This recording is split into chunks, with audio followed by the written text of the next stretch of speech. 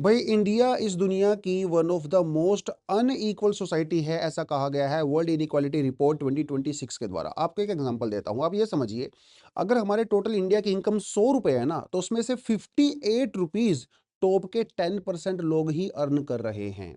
आप ये समझिए कि दुनिया के अंदर जो टॉप के 10% लोग हैं ना, इलोन मस्क टाइप के लोग होते हैं, वो इतना पैसा कमाते हैं हर साल जितना कि बाद के 90% लोग भी नहीं कमाते हैं। एक एक्सट्रीमली शॉकिंग फैक्ट बताता हूं। भाई दुनिया की पॉपुलेशन 800 करोड़ है, लेट से उसमें से जो टॉप के 60% लोग हैं ना, वो पता कितना पैसा कमाते हैं? जितना पैसा बॉटम के 400 करोड़ लोग कमाते हैं ना, उसका भी 3 गुना ज्यादा पैसा टॉप के 60% लोग ही कमाते हैं। मतलब ये कितनी ज्यादा बड़ी बात है। एक शॉकिंग फैक्ट आपको और बताता हूं।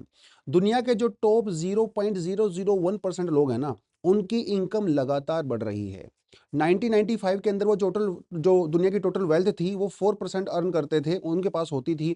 2025 में उनके पास दुनिया की 6% वेल्थ है। ये कौन है? वही 0.001% लोग, मतलब इलोन मस्क टाइप के, या फिर जो है अडानी अंबानी टाइप के लोग भी मान सकते हो। जबकि बॉटम के जो लोग हैं ना, उनकी जो वेल्थ है वो टोटल बढ़ी नहीं है। आपको मैं पहले बता चुका हूं कि इंडिया के अंदर जो टॉप 10% लोग हैं वो 58% इनकम अर्न करते हैं।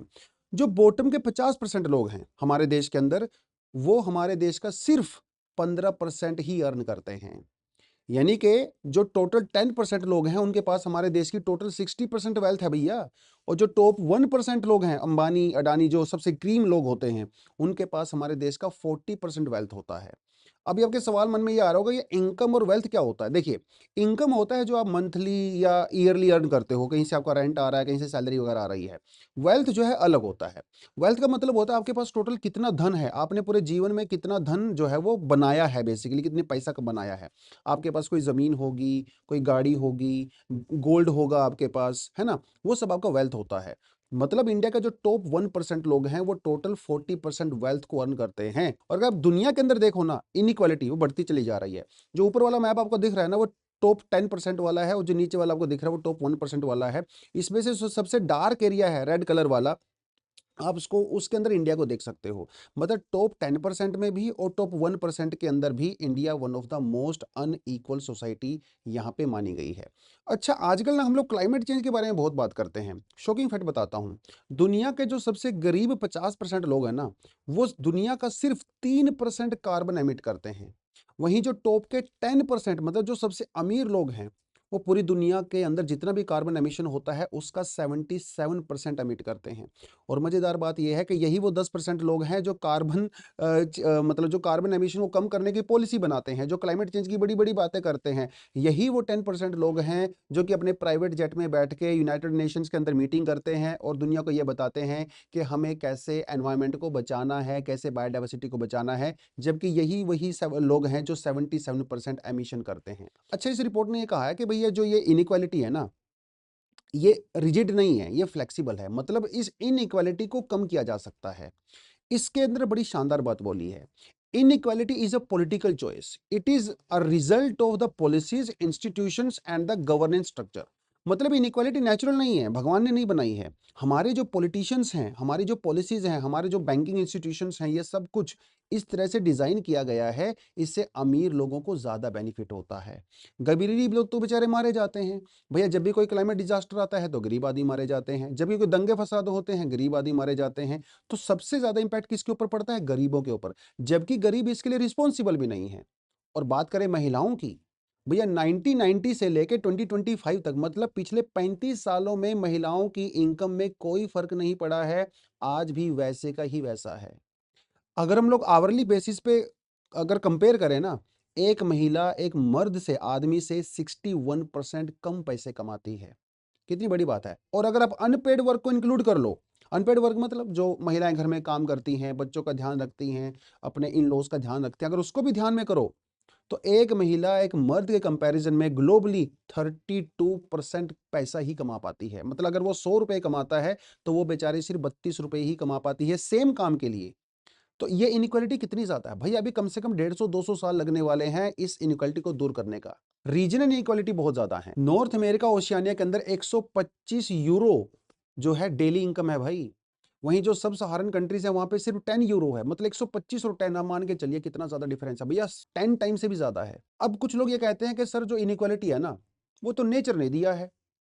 वो तो नेचर के अंदर हर चीज के अंदर इनइक्वालिटी होती है। कुछ लोग कहते हैं कि देखो ना, दुनिया ग्लोबलाइज हो चुकी है, ओपन कंपटीशन है, जिसके अंदर टैलेंट होगा वो आगे बढ़ जाएगा, जिसके अंदर नहीं होगा वो पीछे रह जाएगा। रिपोर्ट ये बताती है कि हमारे दुनिया के अंदर जो इंस्टीट्यूशंस हैं, जैसे आईएमएफ है या वर्ल्ड बैंक है, दुनिया को जो स्टॉक मार्केट जो भी इंस्टीट्यूशंस है, बैंकिंग है, वो इस तरह से डिजाइन किया गया है कि अमीर लोगों को उससे ज्यादा बेनिफिट मिलता है, अमीर कंट्रीज को ज्यादा बेनिफिट मिलता है।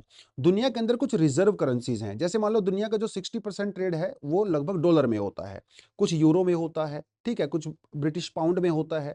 अब देखिए जरा कमाल, अमेरिका को अगर पैसा चाहिए तो उसको कम इंटरेस्ट रेट पे मिल जाएगा, जबकि अगर इंडिया को पाकिस्तान को पैसा चाहिए तो वो बहुत हाई इंटरेस्ट रेट पे मिलेगा। मतलब भैया पहले ही आपकी करेंसी रिजर्व करेंसी है, उसके ऊपर अपनी करेंसी को आप कम इंटरेस्ट रेट पे भी अरेंज कर सकते हो। मतलब आपको ज्यादा बेनिफिट है। मतलब अगर अडानी जी बैंक से पैसा लेने जाते हैं तो उनको 2% इंटरेस्ट रेट पे मिलता है, जो कि मेरे जैसा अगर बैंक से पैसा लेने जाता है मुझे 10% इंटरेस्ट रेट पे मिलता है।